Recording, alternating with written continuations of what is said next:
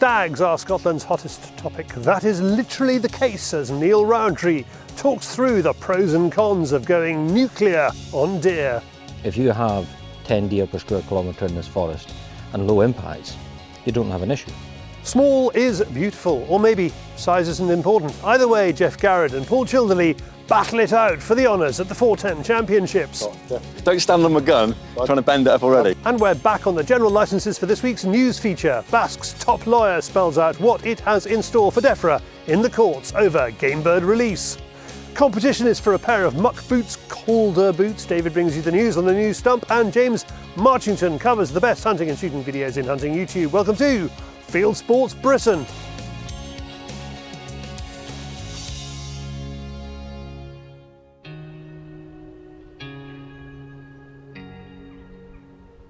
The toolkit available to wildlife managers is changing fast.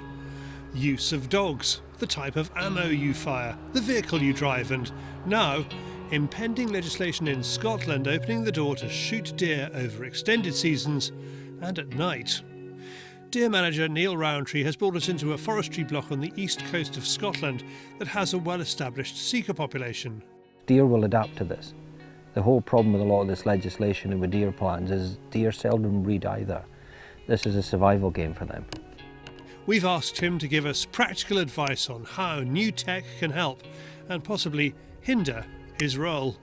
What I like to try and do, and when I work for the Forestry Commission and when we're doing contract stuff, is you need to be part hunter, part ecologist, part detective. Joining us today is Fieldsports Nation member Steve McGuigan from Cheshire Wildlife Services. Before we reach for the infrared thermal gear Niall has been testing, he explains to Steve what to look for well before the rifle leaves the vehicle. So when you come in a place like this, what you're looking for, and it's something you're aware of from what you do, you're looking for sign. And one of the things you're looking for is to get an idea of the level of impacts. Okay. Now, with deer in woodlands, you can guess how many deer there are. Right. You can dung count to get an idea how many deer are utilised in an area, and that's the important thing is that if they're dunging, they're not there, they've been using it. And they might be there all the time, they might be there part of the season. Yeah. So you look for other things that tell you what's going on. So in the spring of the year and in the early summer, trees grow.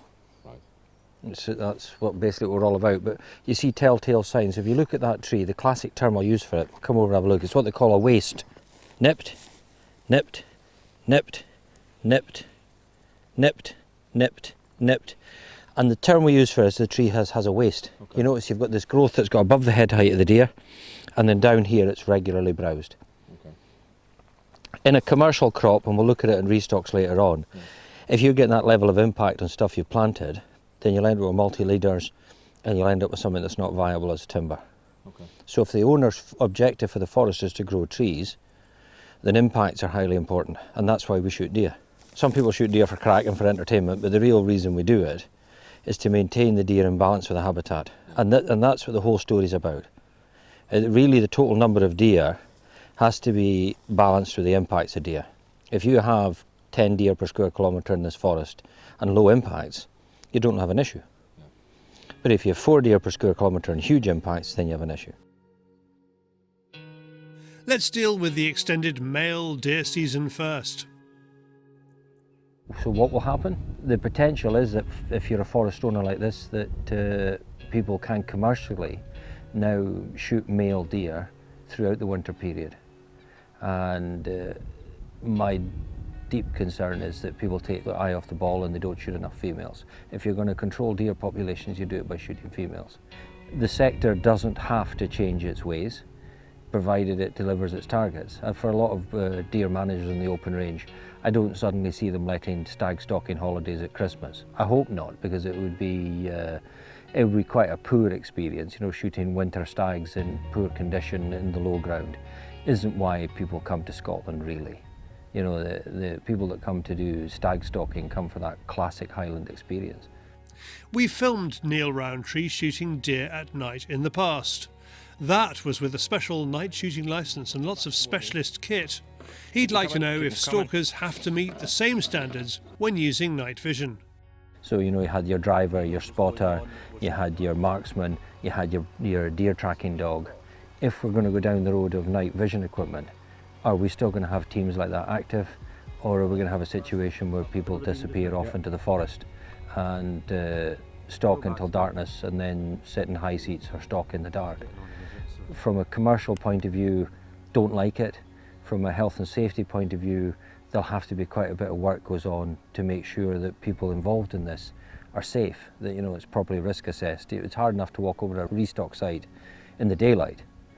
It's pretty brutal practice in the dark. Even people that have night shot and pulled deer off restocks in the darkness will tell you if tripping over sharp branches and falling into holes the size of a mini car. It's not an easy place. It's not going to be as easy a thing as they think. Night vision's out, so we're now on top of them. Where we've used night vision equipment to shoot foxes, they very quickly adapted to the sound of a footprint in the dark or a vehicle switching off and nobody moving. And deer will adapt too. So I still think, though it's legal, it should only be a tool in your toolkit. It shouldn't be the be-all and end-all. So what are you going to be using? For our fox control, we've been using the thermal clip-on rifle sight and found it extremely effective and accurate. And we'll probably continue to use that, and we'll use it for deer once it becomes lawful, but we'll probably use it from fixed point high seats or from control spots on restock sites, and we'll make sure that the area we're operating is fully assessed. We're going to, until such times as there's industry best practice, we'll bring in our own best practice, and we'll develop the understanding along with everybody else as we go. Niall's experience of using infrared thermal scope and night vision is limited to deer monitoring and fox control at the moment. The type of pallet is a personal thing, and he has his favourites. Certainly all the spotting stuff and population assessment stuff that we've used on deer has been exceptional. Because a lot of the guys that work for me are guides and hill stalkers, they've got their dedicated hill rifle. They don't have a collection of rifles. Seldom do they have another rifle in the cupboard with a thermal dedicated scope. And what's been a huge leap forward there has been the clip-on. So I found, for example, in the winter when we were foxing and it was on a snowy kind of background, that having it as a black colour was superb, because then the fox stood out really clearly. And then at this time of year, particularly if you're picking up cubby foxes and that, which we were at last week, using the red palette, when the vegetation's high, you can see him quite clearly, particularly if he's coming through a cut silage field or something like that. I find that background things will give off heat. The rocks will give off the red heat as well, but not to the same extent that a mammal will. So I don't know what other guys think, but I find in the summer conditions that the red palette works the best. As we chat in the vehicle on the way back, Niall warns that if we're not careful, going nuclear on deer may leave us with only one option: 1080 poisoning of large mammals like they use in New Zealand. We hope that, for the sake of all British wildlife, that is a step too far even for our urban governments. For more information about InfiRay's thermal gear, go to infirayuk.co.uk. Thanks, Niall. Now, we gave away an AccuMax airgun priced at £150 to Gary Froggatt, Fieldsports Nation member, not long ago. We gave away a money can barely buy experience shooting with Paul and Jeff at the 410 Championships, subject of an item in this week's show, to lucky winner and Fieldsports Nation member Trevor Knowles. This week's competition is for a pair of Calder boots from Muck Boots, priced at £135. Now, what are Calder boots from Muck Boots? The new launch, the new boot that's just out. Well, Muck Boots is going for a more technical market with this launch. The Calder boot has a lower height and lighter neoprene than most wellies, while still having reinforced upper and rubber outsole with what they call aggressive tread, which you need for hard work. You can win a pair by joining the Fieldsports Nation and watching their special Tuesday night show, Fieldsports Extra. Link to that below. And a reminder that we are so grateful to those who have joined up so far. We now reckon we will meet our £60,000 target for our costs at the 6th of November 2023 court hearing against Chris Packham, who's suing us for defamation. We also have a donations page and an auctions page of sporting lots. Links to those below, though the auctions page has had some technical difficulties, which I hope we've ironed out by the time you see this.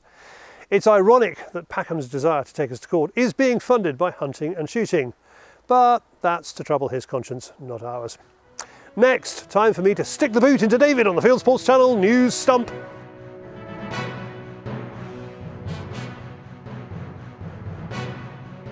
This is Fieldsports Channel News. Squirrel burgers are still in the news as Welsh hill farmer Gareth Wyn Jones cooks up a storm on national TV. Gareth is planning to offer tasty morsels from grey squirrel meat at Kai's Game and Flames restaurant at the Welsh Game Fair next month. He appeared on ITV's Good Morning Britain and served up a squirrel burger to presenter Richard Madeley, who ate and enjoyed it live on air.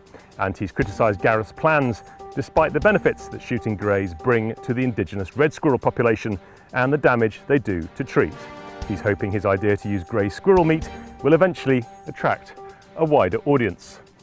Wouldn't it be fantastic if we could have a squirrel burger in McDonald's and in Burger King? That would make my day. The UK's first commercial tuna fishery, where fish are taken off the Cornish coast and prepared for the table, is underway. For the past 2 years, sport anglers in licensed charter boats have caught Atlantic bluefin tuna with rod and line in a catch, tag and release programme called Chart. Now 10 commercial skippers based in the West Country have a quota to take small numbers of bluefin for the table. Ian Perks, the fish merchant who sold the very first tuna landed under the quota system last week, has called on the government to look at how the new scheme is managed. The UK has just 0.25% of the EU quota, allowing the 10 licensed boats to take 3.9 tonnes of tuna each during a strictly controlled season. Boats from other European nations have a much larger quota. Ian also believes the current commercial system can work hand in hand with a recreational catch and release fishery to provide sports fishing anglers access to game fishing in UK waters. These guys, they're having a great time catching them, and it's wonderful. And these fish are making £1,000, so it's win-win. A group of conservation scientists have called for a review of the proposed ban on all types of trophy hunting. The group asked the government to think again when considering new legislation. In a letter to Prime Minister Rishi Sunak, 163 scientists have asked for a conservation amendment to the proposed trophy hunting import prohibition bill. The letter says a blanket ban on all trophy hunting imports could have an adverse effect on wildlife, harming local livelihoods and damaging conservation projects. Instead, it calls for the bill to take account of projects where hunting trophies are only permitted if they demonstrate clear benefits to both conservation and local livelihoods. Sources close to the letter say there would have been many more signatories had wildlife scientists not been fearful for their funding were they seen to support trophy hunting. The use of snares is under the spotlight and could be banned in Scotland. The Scottish Government is seeking the public's view on whether an outright ban should be put in place or if any exemptions should be considered. The consultation is also asking for opinions on extending the investigative power of the Scottish SPCA, the Society for the Protection of Animals, which is committed to ending many forms of legal pest control and other shooting sports. This will involve giving SSPCA inspectors more authority to search, examine and seize evidence related to incidents of illegal hunting and other offences related to what it calls wildlife persecution. Throughout the season and throughout the different circumstances, we need to be able to use different tools within that toolbox, and these tools are being taken away from us. So it's important that we can keep hold of as many management practices as possible for the sake of the protection of livestock and for the conservation of red listed species in Scotland.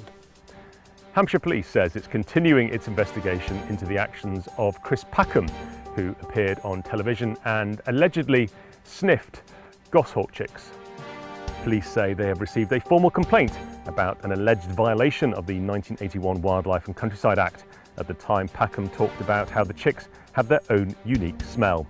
The police Country Watch team says it's reviewing a complaint which centres around whether the film crew had a licence to film the chicks in their new forest habitat. In a separate matter, Packham is currently suing Fieldsports Channel Limited for defamation. The Game and Wildlife Conservation Trust says its long-running farm cluster scheme has shown an incredible increase in grey partridge. Farmers working together to form a collective land management policy have seen dramatic increases in many game species. Numbers of other birds such as turtle doves and lapwings are also increasing across the Martin Down National Nature Reserve in Dorset and Hampshire. The grey partridge is the star of the show, with a 120% increase in numbers since the scheme began in 2017.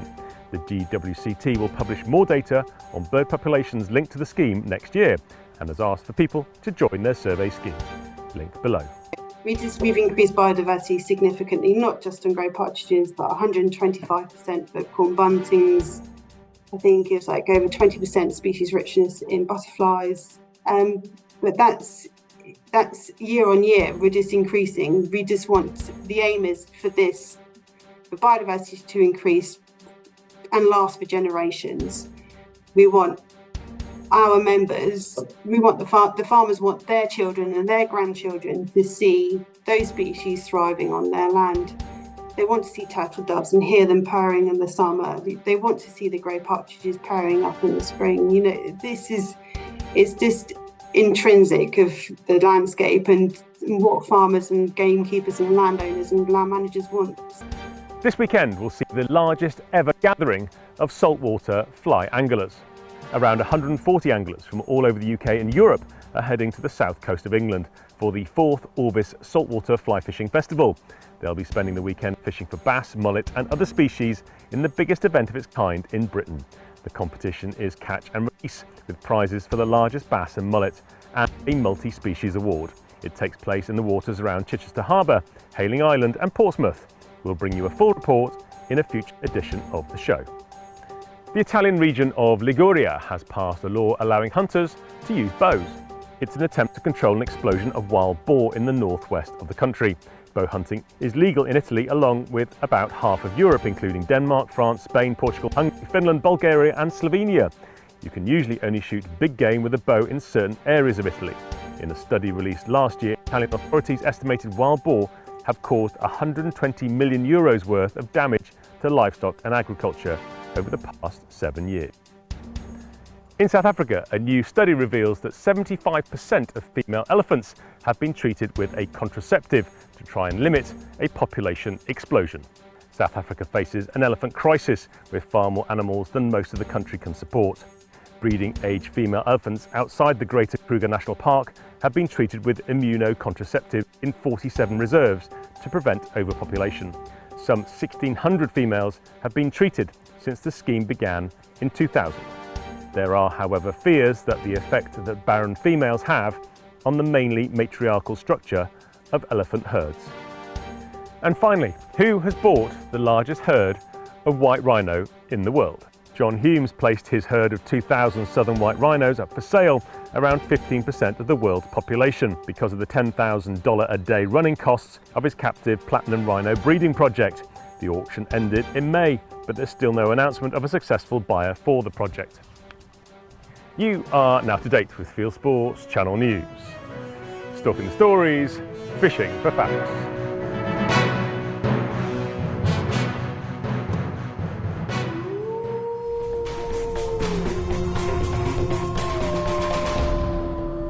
Thank you, David. Please click like below this film on YouTube if you want us to feed David this week. Thank you. Now a word from Gareth Wynne-Jones about the Fieldsports Nation. Well, we've had a wonderful day. David's been here all day with me, pointing that camera in my face. It's been great. But look, get behind these boys. They're doing a fantastic job. And, you know, I'm supporting them. I'm getting behind them. Join the Fieldsports Nation. It's so important that we all come together, making sure the countryside voices are heard worldwide, not just nationwide, worldwide. Thanks, Gareth. Next, I went off with Paul Childerley, Jeff Garrett and our Fieldsports Nation winner Trevor Knowles to the 410 Championships on Monday. Perhaps it's because so many shooters start with one, or maybe it's just that small is cute. But everyone seems to love the little 410.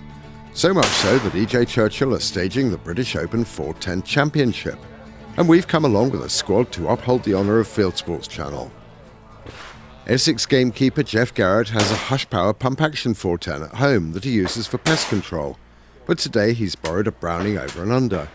Had it for a couple of days just to get used to it, and if it's any good, there'll probably be a chance that I might buy it. I shoot an Ely extra long. I did shoot this competition last year. I was amazed at what they can do, really, not by me, but just watching some of the top guys there last year. I mean, someone put a 97 in, I think, which was just unbelievable. So I've been lucky enough to be invited to come back and shoot again this year, so we'll see what we can do this year. Paul Childerley has brought along his AYA side-by-side that he uses for game shooting. Yeah. Every season I use it quite a bit actually. Round with us on the game shoots. It's just quite good to go out and test yourself a bit more, and just a good bit of fun really. Charlie is using a lovely old hammer side-by-side that belonged to his grandmother.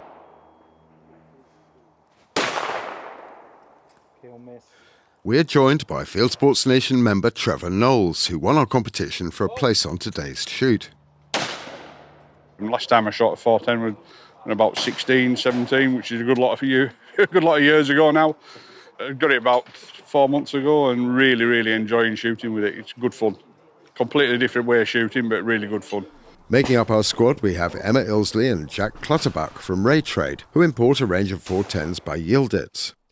There's the SPZME over and under, which seems to be a popular choice today. The Elegant, which is a side-by-side. And then the classic single-barrel folder that everyone calls the poacher's gun. Emma shoots Olympic skeet with British shooting, but even with her background, they're not expecting to make the leaderboard. It would be funny if we did win, but I think safely to say we won't be winning. No. Bit of competition between you, is there?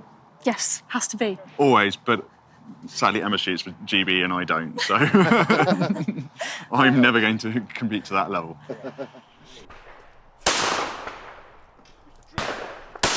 So what is it that makes 410 so special? Here's Richard Gray, who organised today's competition. It's a little calibre that we probably all started to shoot with as kids, and we all have a quiet affection for it, even though we haven't used them for years. But we're finding a lot of us, like myself, have come back to the 410 and love shooting them. So I put together this little event, and I'm so delighted that so many people come and so many people enjoy the get-together where the talk is of guns and cartridges and chokes and the different types of 410 that you can shoot, and we love them. It's the change of type of gun, the weight of the gun, the balance of the gun, the recoil, everything is just a little different. And all those things put together can affect your score, where we all miss silly targets that we would not miss with our 12-bore. But that's due to familiarity. We build up muscle memory using the same gun for years and years. And then to pick up something different, we're always going to miss a few targets. Out on the stands, things are hotting up.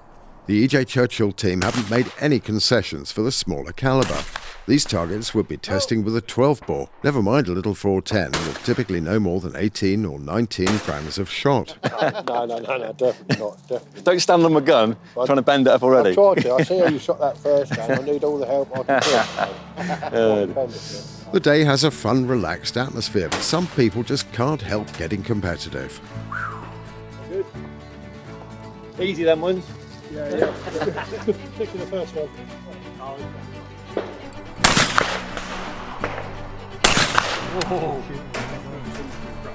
Oh, heaven!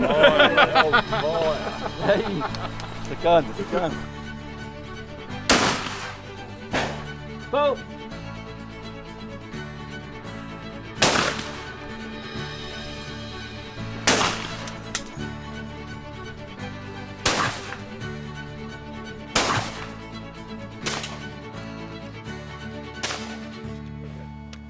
Paul is on fire and finishes with a scorching 83. At least he's modest about it. I shot really well. Quite pleased with my score. Shot a 83, which I think is quite respectful. With the side-by-side as well, that's the thing. I haven't got a gun that's like 32-inch barrel 410. It's a LEA, quite short side-by-side. So yeah, I'm really pleased actually, really pleased with it. It's funny, as you go round, it seems to get, for me, it gets a little bit harder. A lot of angle targets coming down and crossing and hanging ones at a distance. And I'll be pressed to shoot some of them targets with my 12-bore, to be fair. You know, it would have tested me on that. So, yeah, for you know, when you're not on such good form, it would have been, you know, my score would have been a lot lower. So, yeah. For Jeff, it's all about the taking part. Yeah, thoroughly enjoyed it. I mean, it's you know, it's a fun day, and my capabilities of 410, although it's okay, never going to be up there with the top of them. Like, it was a pleasure to watch Mr. Childerley put a good score in today with his side-by-side. But yeah, it's been a fun day, been an enjoyable day. Trevor's going home happy. He's completely won over by the calibre. I've not shot a 410 for a good lot of years until I won the entry into this competition, and then I thought, went and got myself a nice little 410, and you know, I really enjoyed shooting with it, and I'm going to continue shooting with it. Pop a few clays, but might just give them a go on a few pheasants at the start of the season. See how we go. Be a good fun. All our scores are eclipsed by Mike Jones, who wins the British Open title for the second year running with a phenomenal 94 out of 100 using this lovely Browning Crown game gun with extra full chokes in both barrels. When you start getting out to a bit of range, the more choke, you can't seem to have enough because you haven't got enough pellets simply, you know, so keep them as tight together as you possibly can. Yeah, it's quite surprising really. They kept breaking, I just kept shooting, so yeah, it was all right. I'm over the moon, to be fair, over the moon. For more about Browning guns, see browning.eu. For Yieldits, it's yielditsshotgunsuk.co.uk. And to find out more about joining the Fieldsports Nation, go to fieldsportschannel.tv/membership. Thanks all who came along to that, especially Archie, the lad who came to do a day's work experience filming with us. And it was lovely to meet Trevor. Now, we have quite a lot of partridge shooting filming coming up, including James Davis Cook in North Wales, who's still trying to let 2 days on his Kids' Day this Friday, the 1st September 2023. If you have a kid who would like to go game shooting, details are in the description below. Next, DEFRA's crisis over general licences is killing the rural votes for the Tories. I had 2 chats with Basque staff, Gareth Doherty, Ian Bell and Dr Marnie Lovejoy on the stage at the Carter Jonas Game Fair Theatre in July 2023. Between them, they explain what GL43 is, how the system of general licences has lost trust with its client base, the people who live in the countryside, and how DEFRA is doubling down on getting it so badly wrong. We were surprised to learn at the very last minute that the GL43 licensing framework has changed substantially. We knew that the basis for General Licence 43, releasing on protected sites, came from a flawed judicial review launched by Wild Justice. We estimate that it has affected just short of 200 shoots, and it has affected them at a stage where they are very advanced in their business decisions, in their planning stages. So they will have ordered birds, birds will be alive on the ground. They have a gamekeeper to pay, or a gamekeeper who potentially will lose their job, their livelihood. There was no consultation, they got no idea this was coming. This was dropped on our lap effectively at the end of May. And we have commitment from the last time something similar happened, in writing, from the government, that we would be both engaged with and we'd get the right sort of notice. And in this case, we can demonstrate that we didn't. And so we are exercising our democratic right, using the BASC Fighting Fund in order to spend, as you suggest, an awful lot of money challenging the government on this. We want to send a message way beyond this government. We want to send a message to the devolved governments, to the civil service and any future government that we matter. You know, I was with some people meeting some MPs the other day. One of the keepers there, he'd already been made redundant. The shoot had closed. The neighbouring one was going to have to do exactly the same. It's been chaotic is probably the nicest word I can possibly use for the way that Natural England and DEFRA have behaved around this situation. But we are seeing a shift. So we have seen, at the moment, we've got about 50 licences that have been approved. There's 122 that have gone through the system at the moment. There's 20 of them pending, and then the rest are sort of sitting somewhere out there in the ether. So in the Wildlife and Countryside Act, there is no appeals process for Section 16 licences. So what they can do, and what we advise them to do, is if they have evidence to support that their licence decision was wrong, to send it in. But the problem is it's completely at the discretion of DEFRA whether they will look at the evidence and whether they will change their minds. Shoots out there that are currently being impacted by this, the legal challenge effectively isn't going to help them this season. I mean, this is a DEFRA that believes you can bring birds in boxes and throw them up in the air. Is that what we're dealing with? In our opinion, they use shooting as a scapegoat. It's an easy approach. They can be seen to be doing something against avian influenza, and shooting is the convenient sector to put regulations on. Another example, we've got a shoot up in the North Pennines, and it's not all about big commercial shoots. You'll have everything from small syndicate shoots to medium-sized shoots. This is a relatively large commercial shoot, employing 2 full-time gamekeepers, $750,000 invested, and he's completely in limbo. And every single day he's picking the phone up and he's speaking to DEFRA and he's trying to get through to Natural England and he's saying, you know, I need clarity. Am I going to get a licence? Am I not going to get a licence? Am I going to make these 2 people redundant? Are they losing their jobs? What's going to happen with the local pub down the road? So these birds, they exist. They have hatched. They are growing. They have to go somewhere. In a buffer zone at the moment, where a licence is refused, you can still have open pen chickens. So what's the difference between having pheasants in an open pen or chickens in an open pen? It doesn't matter whether these are chickens, whether these are pheasants, it's the same rules that apply to everybody. But now, suddenly we have more stringent rules which only apply to shooting. You never trust government guidance if it clearly states at the end of the guidance, oh, by the way, we're not quite sure about this, please seek your own legal advice. You know, 200 shoots, it's not very many, but if you are the gamekeeper who will lose their job because of this decision, who will then lose probably their home on the shoot, their vehicle, then it's a really big deal. We were running the Lord's Common shoot. I had 35 Tory MPs there. They were disgusted with what was going on. Well, what we see in many different areas is that decisions are being taken which are overly restrictive to appease certain conservation organisations or activists rather than conservation organisations, probably. If you can take the time and write to your MP to say, this is outrageous, then please do. Thanks, Ian, Marnie and Gareth. And there is a podcast version of that, link below. Next, from pheasants to the wider world of hunting and shooting on YouTube, brought to you by James Marchington, it's Hunting YouTube.